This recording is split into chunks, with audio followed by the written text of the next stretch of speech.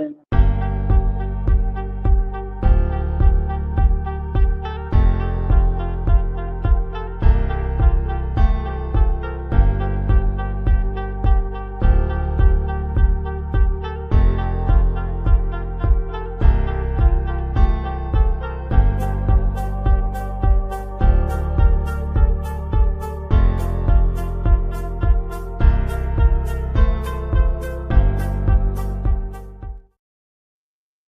Thank you for tuning in to Naijha Speaks. Let me help you find your vegan soul through food, people, events, and culture. So we are here today because we are celebrating 14 restaurant anniversaries at the land of Kush. So here with us now is Gregory Brown, Chief Executive Officer of the Land of Kush. And we want to know, how does a Black-owned vegan restaurant stay open for 14 years? Tell us your story. A lot of prayer, a lot of trials and tribulations. I would stay here, good people working for us. Yeah, that's how we stayed over for 14 years. It's been a minute. So working through the pain, that's what you got to do. You got to work through the pain. I'm saying, and find ways to invent and reinvent yourself constantly. Well, talk about some of the challenges that you faced here. You opened up when, and technically it's more than 14 years because before you got the brick and mortar, you have a few years before that. So what do you say? It's 20 years? You've been in business for a long time. Talk to us about the journey, your ups, your downs, and how you overcame the challenges. I mean, I know there's a lot of aspiring restaurateurs out there that want to know, because restaurants, especially vegan restaurants, are closing every day across the nation. What are your secrets? I don't know if I have any secrets, but when we started vending at this thing called Jazz and Summer Nights, which was a free jazz concert they used to put on in front of City Hall, um, which is still going. That was back in 2004. And then uh, I was working at Verizon Wireless and and now I met Naijha, and this lady right here. I met her, and we started doing different events like AFRAM, the African American Heritage Festival here in Baltimore. We did arts, we did different community festivals. So we were out there vending. I was doing personal chef services, doing catering and things like that. And then it became too much. It was, either stay in the corporate world or, follow my dreams. And so obviously I decided to do the latter, my dreams, and uh, took my 401k. Now to put up some of her money. And we opened the restaurant January 6th, 2011. January 6th. So this past Monday made our 14th year here at 840 North Utah Street. Talk to us about that time, January 11th, 2020, January 6th, 2011. What was going on during that time that year? Now, She's trying to program me. So it was a recession going on. But I left my job in July of 2010. We didn't open the restaurant until January 2011. So that's about a 6 month time span between the time I left working and actually opening the restaurant and making money there, which took some time to do as well. But it was during the height of the recession.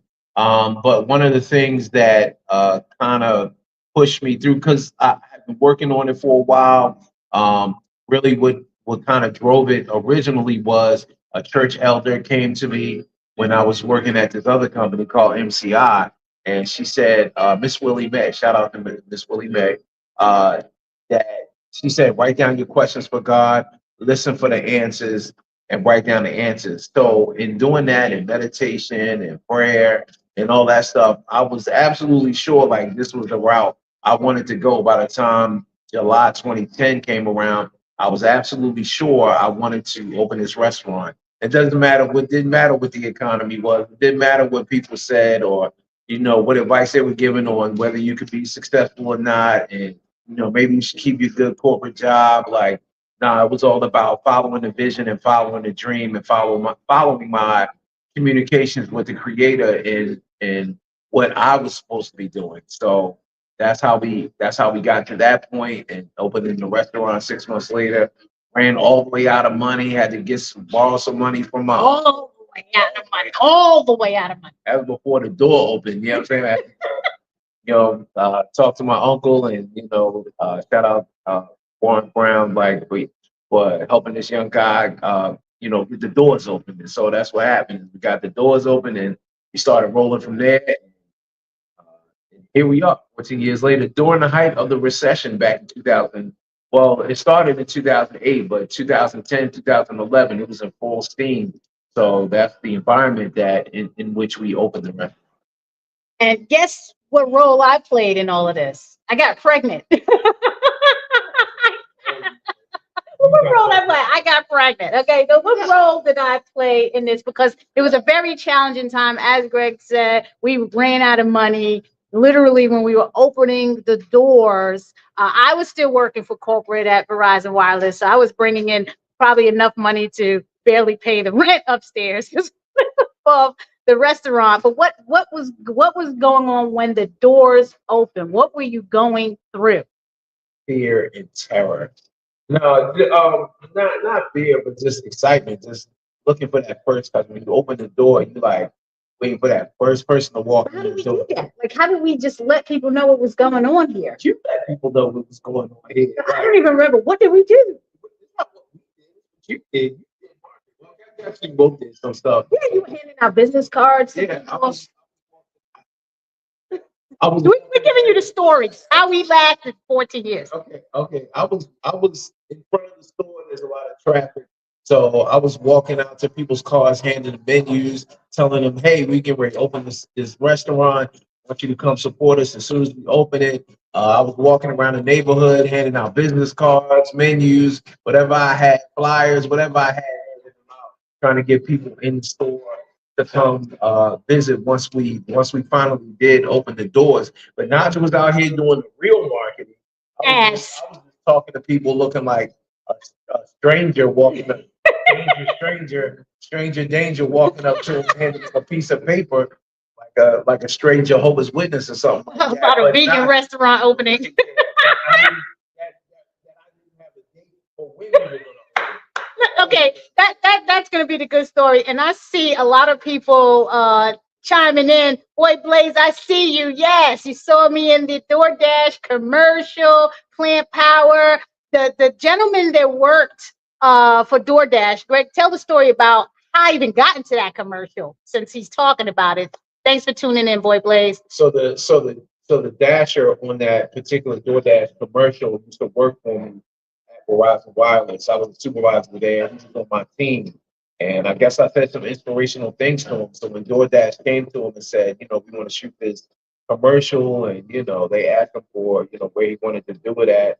He said the land of Kush. So shout out to Mr. Giddens out there for providing the land of Kush an opportunity to be part of his success. So that's how that got started, because you never know what words you speak to other people, how that may influence them years down the line. And just to add on to that, like I had met this guy at Staples one time, and he was homeless at the time. And I guess I said some inspirational words to him. I don't even remember, probably because I do stuff like that all the time, saying, positive energy activates constant elevation, or, saying little positive things to people. I guess I do it all the time.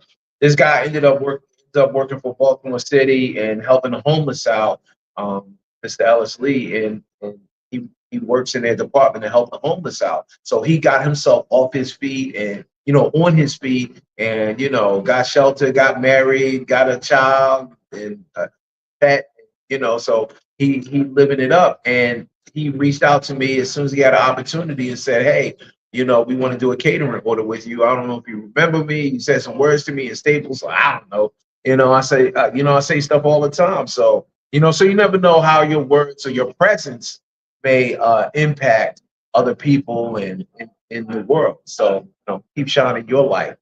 Yeah. Once again, thank you for tuning in, Boy Blaze. I see you out there. But I didn't know that commercial was going to be as big as what it was. I thought it was just going to be some social media advertisement. And then one day we were at a Thanksgiving thing at your brother's house, right? And then I saw it on the big screen during a football game. I'm like, what in the world? Like, so it was The only way she gonna watch football is to her face in a commercial. I didn't even know my face was. I'm like, but anyway, it was a great opportunity. Again, shout out to the Dasher. We love you. We appreciate you. Who else is there? Phyllis Sink, I hope I'm pronouncing that correctly. Yes, you stepped out and are living your dreams. And that's the thing you got to do, Phyllis. You got to step out. You got to step out of your comfort zone. So many people have ideas and dreams in their heads right now. And what's stopping them? Fear of the unknown, fear of just stepping out of the comfort zone, fear of doing something different. Fear of failure. Fear of failure. But I think that's a lot of things what holds people back is fear of failure. But you can never be successful without failure. There's nobody out there who succeeded in life in anything that they've ever done without some failures, some missteps, falling on their face first. And I think that's what has to happen. You have to get over that point of, like, I'm gonna fail. Like, yeah, okay, yeah, you're gonna fail, and you're gonna fail at something. You're not gonna be great every single day, but you can build on that. Always remember, perfection is a moving target. So what you thought was perfect today, or what you see is perfect tomorrow, once you reach that goal and you thought that was perfection, you're like, oh man, you know what? There's way more out here, than what I thought. So you up the ante and you move your projection forward and you say, like, nah, this is perfection right here, like going for this. And then when you get there, then you like, you know what? That's not perfection either. So remember, perfection, your greatness is a moving target. You're constantly building on who you are and your ability to be great. Thanks again, Phyllis, for tuning in and for your comment. Boy, Blaze, you're talking about the green machine being your go-to smoothie. A lot of people don't realize we do sell fresh juices and fresh smoothies. My three favorites are the maple nut crunch, the blueberry vanilla, and the peanut bunch, like hands down. I love the green machine, but those are my top three. But don't forget, we do have fresh smoothies here, not the powder stuff that you find at some of these chains and restaurants. We have fresh juices and smoothies. Do you want to say anything about that? Why'd you add that to a vegan soul food menu? Well, because we wanted balance. We wanted to have like the healthier options, along with things that help introduce people to being vegan and going plant based. So that's why we did the vegan soul food cuisine, because we understand the market, and introducing people to vegan food is not always about quinoa and split peas and beans and rice.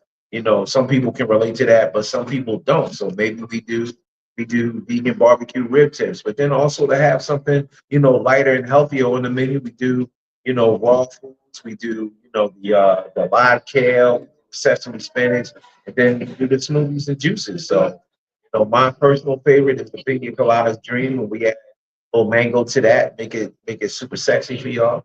So yeah, we try to keep it balanced in here.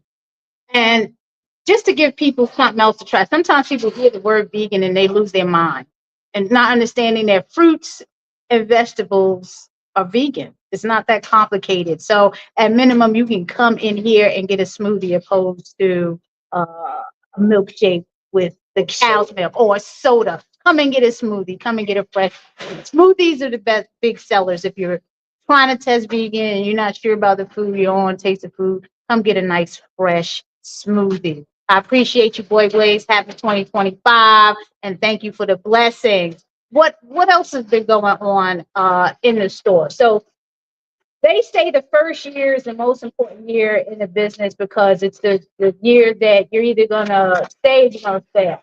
And then 3 years later is the next milestone. Talk about that 1 to 3 year stretch. What happened? Because you went through some stuff. Don't let me tell everybody your business, okay? What have you went through in here that you can advise others in the first 3 years what took place? Lost my cook within the first 3 weeks. During a time when? What happened? Yeah, Russell Simmons was coming out with his second book, and guess who they reached out to? Because at that time, there weren't a lot of black-owned vegan restaurants. A lot of vegan. There weren't a lot of vegan restaurants, but there definitely weren't a lot of black-owned, and we were getting called for everything. So in the first 3 months, we got contacted by Russell Simmons people. He was over at University of Baltimore presenting his second book, Super Rich, which I read, great book. And what happened? I don't know.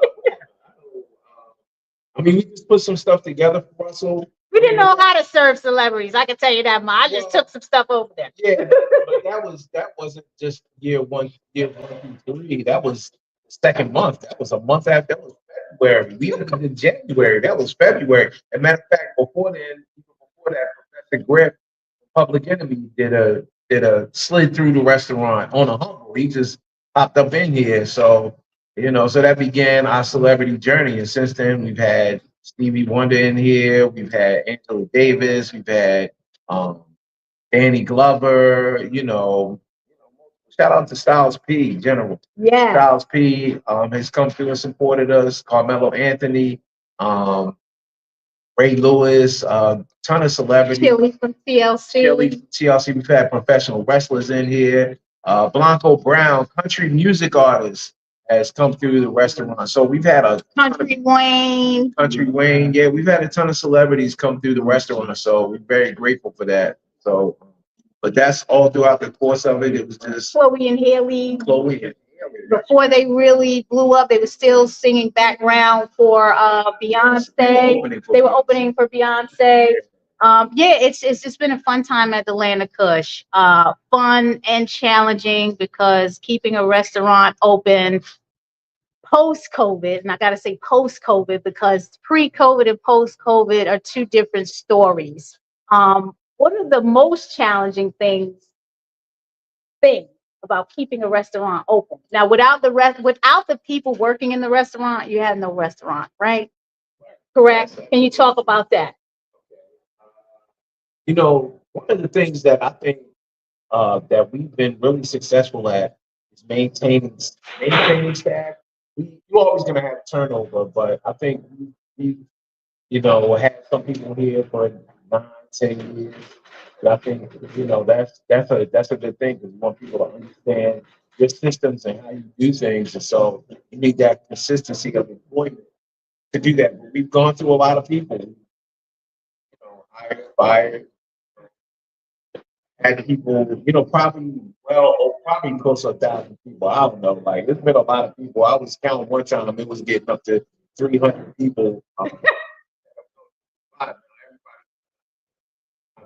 Be there for 19 years. Some people a month, some people are 10 months. But I think working with people, I think that's the benefit of having your own business. Or I'm not gonna say the benefit of having your own business, but one of the benefits of having your own business is being able to support others, not just the community of healthy eaters or vegans or plant-based people out there, but also helping the community in terms of hiring people, being able to give people, a way to support themselves and their families and building relationships like that.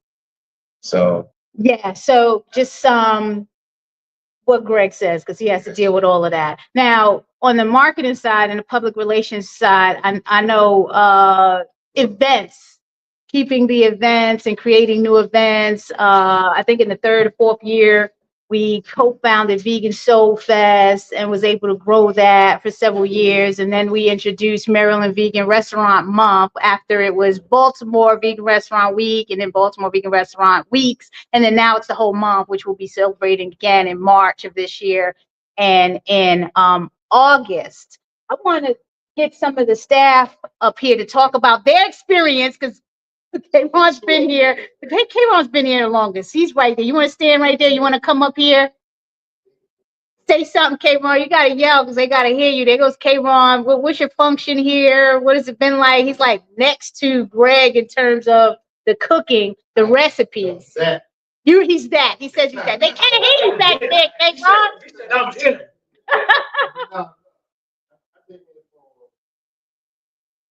seven years. Wow. Wow.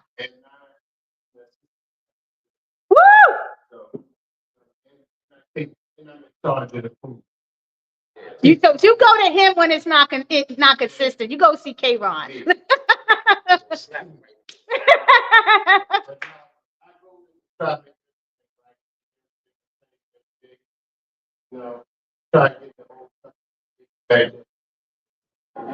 Know what I'm saying?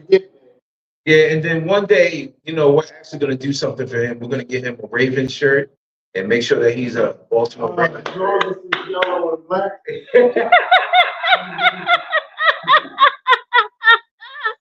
Watch football too.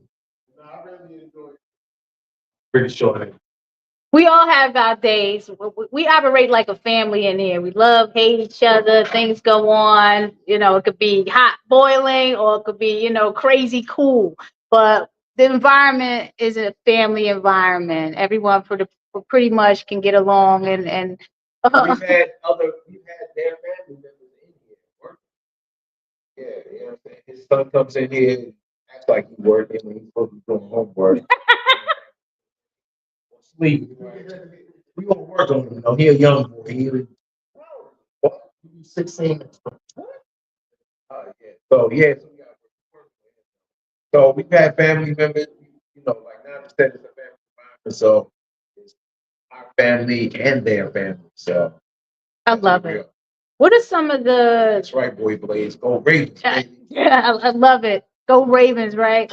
What are some of the tips that you want to share? Okay, people are asking a lot about the second location, what's happening with the second location. What do you want to say about that and some of the challenges it takes to open a second location?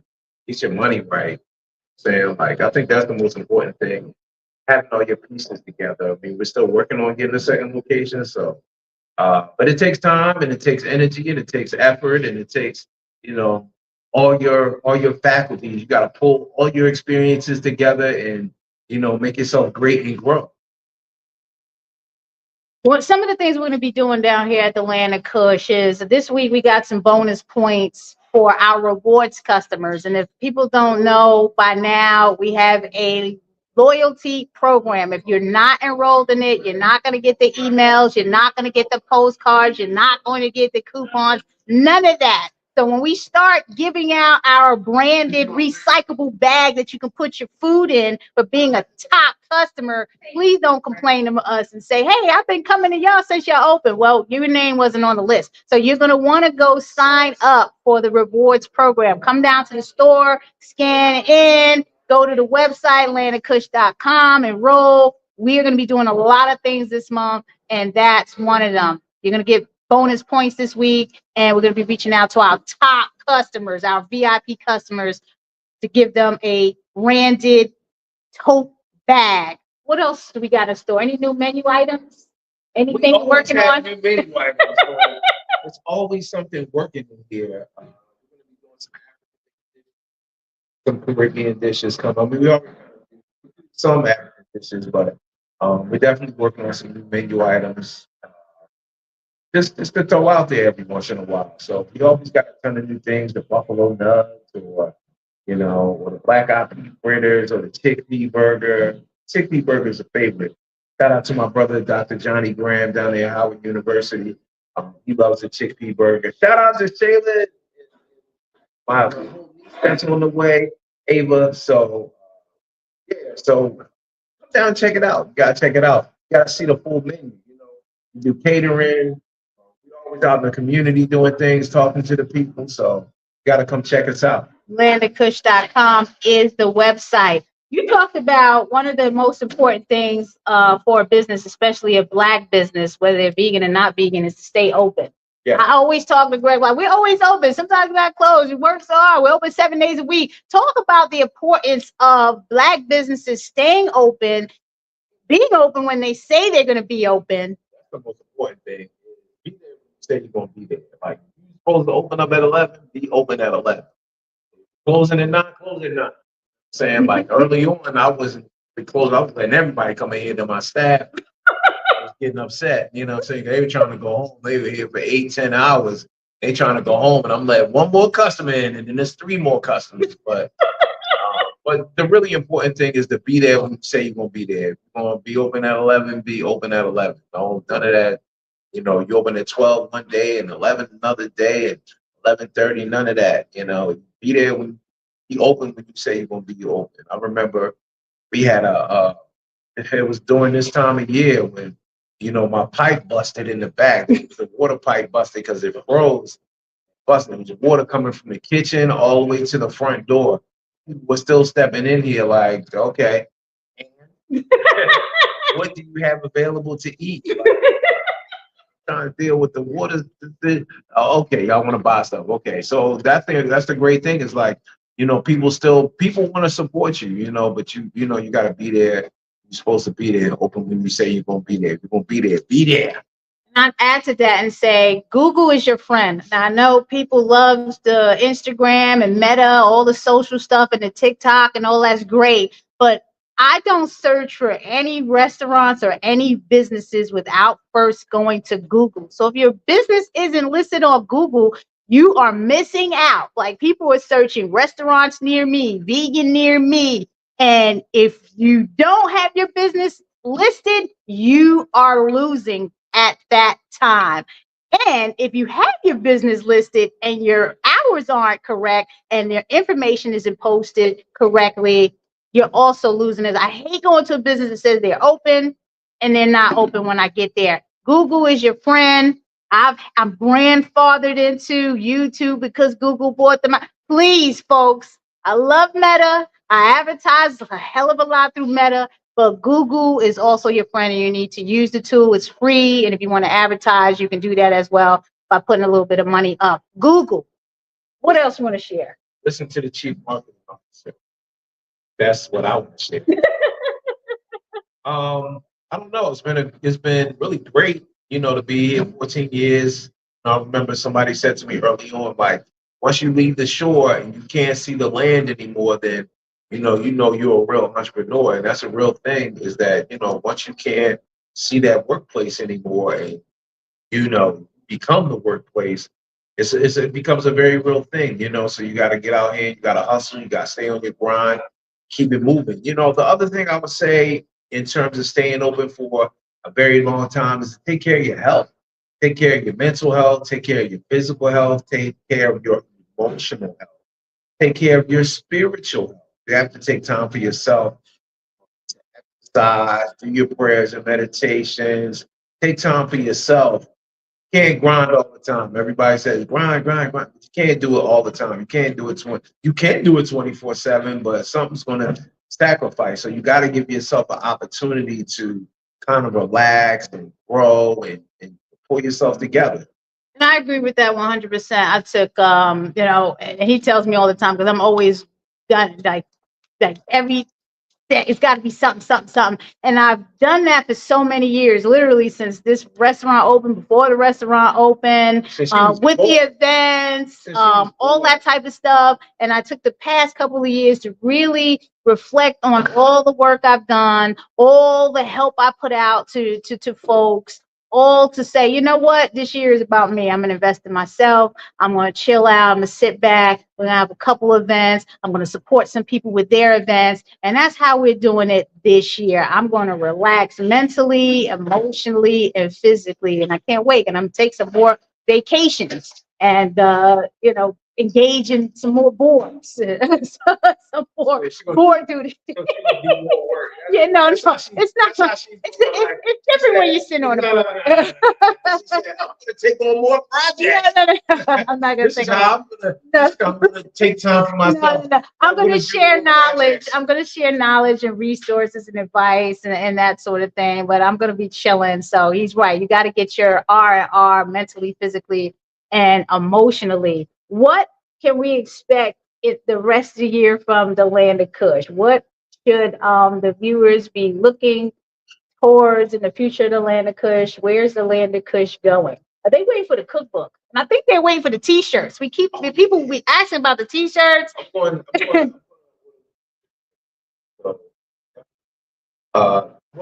let's say merchandising in general. So we're working on some merchandising things. The other thing is, what do we have? I don't know. We're going to be trying some recipes and throwing some things out there for people to try, and hopefully doing some events here in the store. maybe a little happy hour type of deal once a quarter or something like that. That's what's in my mind right now. Yes, the cookbook. I have 3 cookbooks in my head right now, but I'm working on one. Like I'm working on the outline this over the next 2 days. So I'm working on that. Uh, just big things, just continuing to be great, pushing ourselves towards greatness and raising the bar for ourselves and our community. Peace and blessings, everyone. Thank you for tuning in to Naijha Speaks. Please subscribe and click like. I'm at 992 subscribers. I need 8 more to get to the 1,000. So can I get 8 more subscribers? Let's get it. Let's get it. Naijha Speaks is a project of the Black Biz Society. If people don't know, Land of Kush does have a charitable arm, the Black Biz Society, that has been operating for 10 years now. And this nonprofit has been instrumental in putting out Vegan Soul Fest, the Maryland Vegan Restaurant Month, the Children's Veg Fest last year. We have online food as medicine webinars that we put out during COVID. And Naijha Speaks is also a project of the Black Biz Society. So we need your support. You can go to blackbizsociety.org if you like the interviews, if you like the on-site stuff that I do, if you want more panel discussions, cooking demos, things like that. Please show your support. And if you want more events, yeah, we'll be working on more events in the future. So all that support is tax deductible. We are official 501c3. So please keep us running, keep us going as a Black small grassroots organization. It means a lot, even if it's just $5 or $10. We stretch those dollars, advertising, all type of stuff, and investing in other community events. So that's what we do. We share our resources and we share our funds. What else do you have to say? The one best tip that you can leave for aspiring vegan restaurant owners and restaurant owners in general. I say vegan restaurant because it's a small market that people are trying to appease, but with all the restaurants closing or turning into meat friendly restaurants, what advice do you want to give? Don't don't conform. Don't conform yourself. I mean, I don't know. You gotta do what you gotta do, right? But try not to conform to what you think the world wants. Put out who you are. Put the food out that you want to put out. Be creative. This is a creative atmosphere. Be creative. The food that you offer. Don't do what everybody else is doing. Do something different. Make it you. You know what I'm saying? That's what makes, to me, I think that's what makes businesses in general successful, is because it's about that business and what they have to offer. And that's what makes people come through and support, because they want to support you, the business owner. They're not just there supporting the business as if it's some mechanical robot or something like that. It's not that. It's they want to support the business because you're behind the business, because of who you are. So be you, be about you and be about your business. Let the world see who you are and see your life. I appreciate you coming on and sharing your expertise of being open as a Black vegan business for 14 years. Folks, stay tuned. We're going to have more. We're celebrating this month. It's Veganuary. So it's Veganuary. So if any month, with the exception of Maryland Vegan Restaurant Month, which you got to come out in March and August, step out, get a smoothie, try a sample. If you want to come, try a sample of this multi-award vegan soul food. Okay, multi-award. We just won 2024 Best Soul Food by Baltimore Sun. Best soul food. Best soul food. 2024.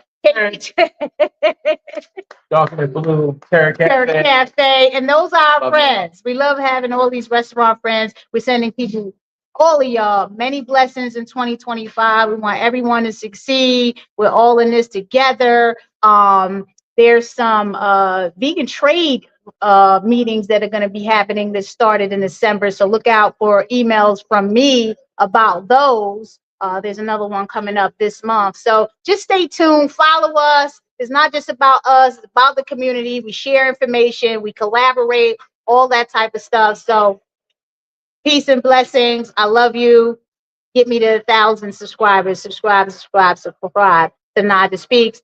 Follow the Land of Kush at the Land of Kush on Meta, and go to landofkush.com or come step in the building, 840 North Utah Street, right near Martin Luther King Boulevard. We love you. Peace out. Peace. Meeting you where you are. The meaning